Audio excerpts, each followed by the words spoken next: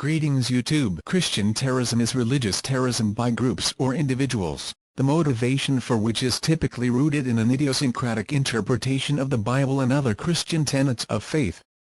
Christian terrorists draw upon Christian scripture and theology to justify violent political activities.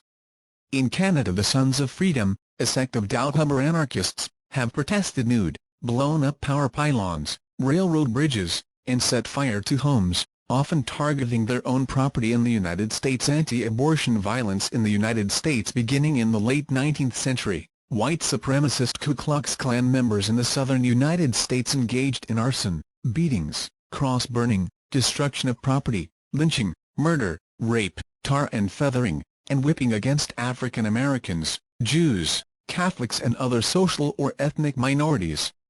During the 20th century, members of extremist groups such as the Army of God began executing attacks against abortion clinics and doctors across the United States.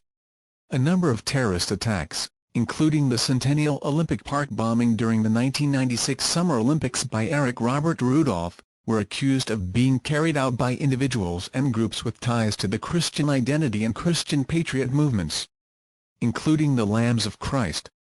A group called Concerned Christians were deported from Israel on suspicion of planning to attack holy sites in Jerusalem at the end of 1999, believing that their deaths would lead them to heaven.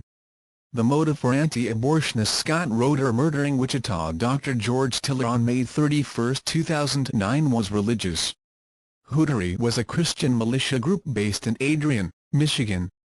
In 2010, 9 of its members were indicted by a federal grand jury in Detroit on charges of seditious conspiracy to use of improvised explosive devices, teaching the use of explosive materials, and possessing a firearm during a crime of violence.